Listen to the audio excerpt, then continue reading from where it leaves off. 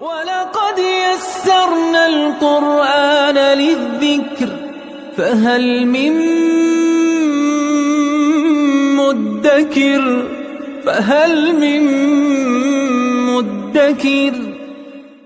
اعوذ باللہ من الشیطان الرجیم بسم اللہ الرحمن الرحیم الحمد للہ رب العالمین وصلی اللہ علی سیدنا و نبینا بالقاسم المصطفیٰ محمد وعلی آلہ الطیبین الطاہرین المعصومین اما بعد اعوذ باللہ من الشیطان الرجیم وَإِنَّ مِنكُمْ لَمَن لَّيُبَطِّئَنَّ فَإِنْ أَصَابَتْكُم مُّصِيبَةٌ قَالَ قَدْ أَنْعَمَ اللَّهُ عَلَيَّ إِذْ لَمْ أَكُن مَّعَهُمْ شَهِيدًا صدق اللہ العلی العظیم۔ پروردگار عالم نے سورہ نساء کی گزشتہ آیات میں مومنین کو، مسلمین کو متوجہ کیا کہ ختمی مرتبت کی ہر معاملے میں اطاعت کریں، اور خصوصی طور پہ اس آیت کے ساتھ جو مربوط آیات اور قریب آیات تھیں،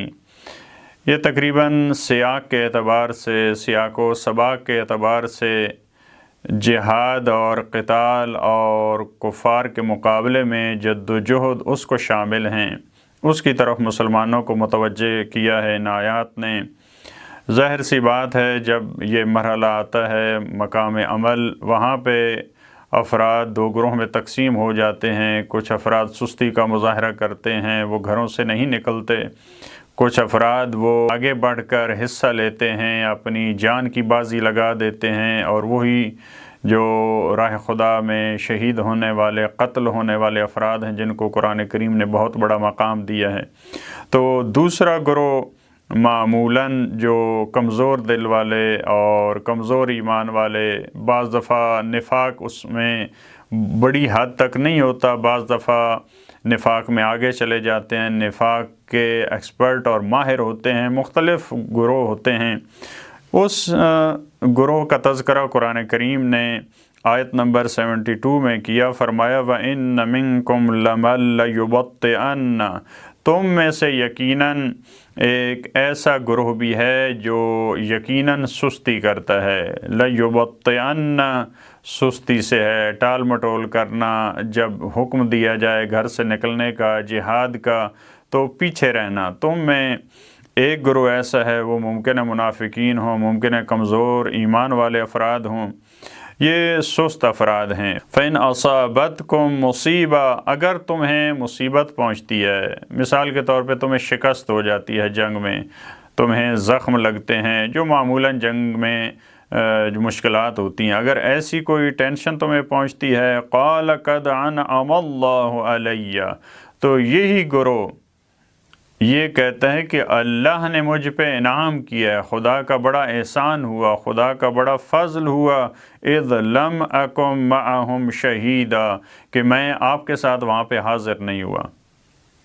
مجھے پروردگار عالم نے اپنے خاص لطف سے نوازا ہے، اگر میں وہاں پہ آتا تو آپ کی طرح مجھے زخم لگتے، میں مارا جاتا، میں شکست میں شامل نہیں۔ لہٰذا یہ دو قسم کی افکار اس وقت بھی تھیں اور آج بھی۔ بعض دفعہ وہ افراد جو نہیں جاتے تھے، دوسرے شہید ہو جاتے تھے، تو وہ حسرت کھاتے تھے کہ ہم وہاں پہ کیوں نہیں ہیں، اے کاش ہم جاتے، ہمیں شہادت ملتی، کاش ہمیں زخم لگتے۔ اور دوسرا گروہ بھی موجود تھا اس وقت اور آج بھی، جو کہتے ہیں خدا کا شکر ہے کہ ہم وہاں پہ نہیں گئے، وگرنہ یہ مشکلات اور یہ مصیبتیں ہمیں بھی جھیلنی پڑتیں۔ وَلَئِنْ أَصَابَكُمْ فَضْلٌ مِّنَ اللَّهِ، دوسرا جب آپ کے ساتھ یہ پیش آتا ہے کہ آپ کو فتح نصیب ہوتی ہے، آپ کو مال غنیمت ملتا ہے، تو وہاں ان کا جو رد عمل ہے، ریئیکشن ہے، وہ بالکل برعکس ہے۔ وَلَئِنْ أَصَابَكُمْ فَضْلٌ مِّنَ اللَّهِ، اگر تمہیں اللہ کی طرف سے فضل پہنچتا ہے، تمہیں مال غنیمت ملتا ہے، تمہیں فتح ملتی ہے، لَيَقُولَنَّ، تو وہ پھر کیا کہتے ہیں، كَأَن لَّمْ تَكُن بَيْنَكُمْ وَبَيْنَهُ مَوَدَّةٌ، البتہ یہ جملہ معترضہ ہے۔ اصل میں وہ کیا کہتے ہیں، وہ یہ بعد والے حصے میں، پہلے ہم اس کا ترجمہ کرتے ہیں۔ وہ کہتے ہیں یا لیتنی کنت معہم فافوز فوزا عظیما، کہتے ہیں اے کاش ہم بھی وہاں پہ ہوتے اور اس بڑی سعادت پہ ہم فائز ہوتے۔ البتہ یہ حقیقی معنوں میں یہ کہنا اس کا بہت بڑا درجہ ہے، جیسے ہمیں کہا گیا کہ شہدائے کربلا کا جب آپ تذکرہ کرتے ہیں تو آپ یہ کہیں یا لیتنی کنت معکم فافوز فوزا عظیما۔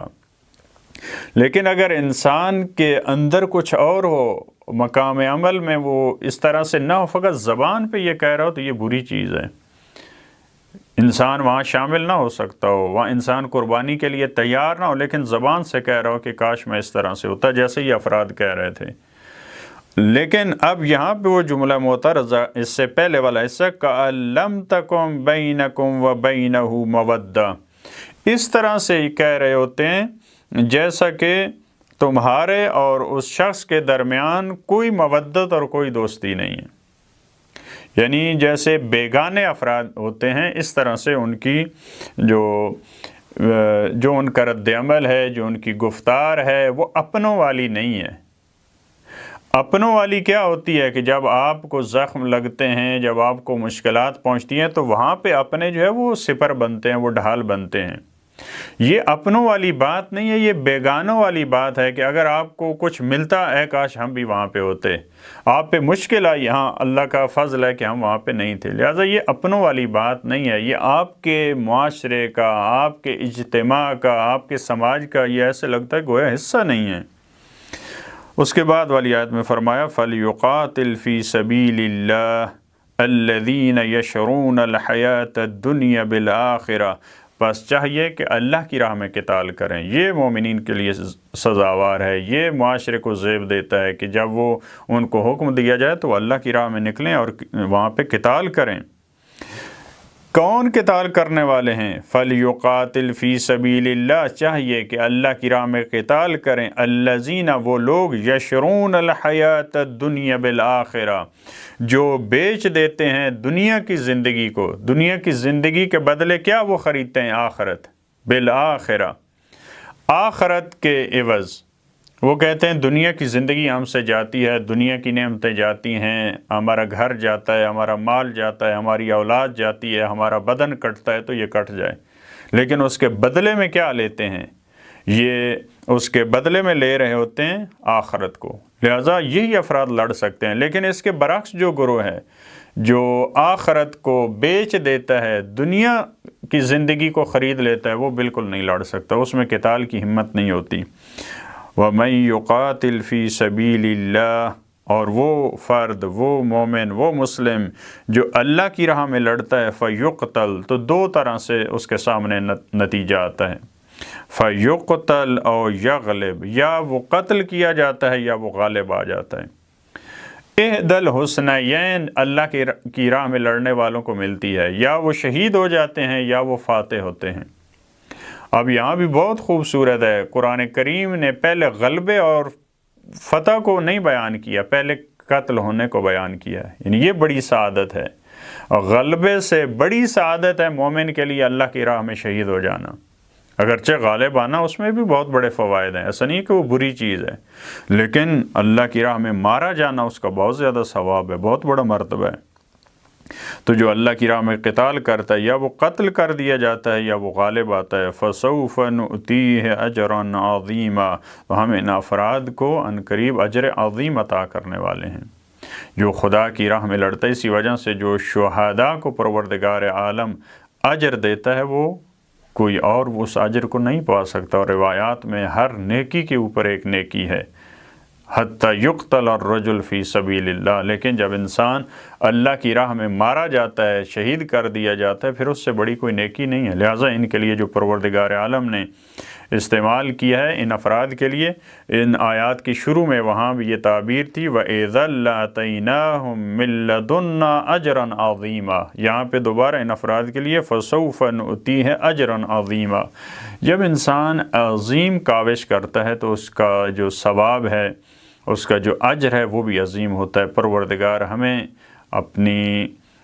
راہ میں شہید ہونے کی، دین کا دفاع کرنے کی، دین کے اقدار کا دفاع کرنے کی توفیق عطا فرمائے اور اجر عظیم پہ ہمیں فائز فرمائے۔ اللہم صلی علی محمد و آل محمد۔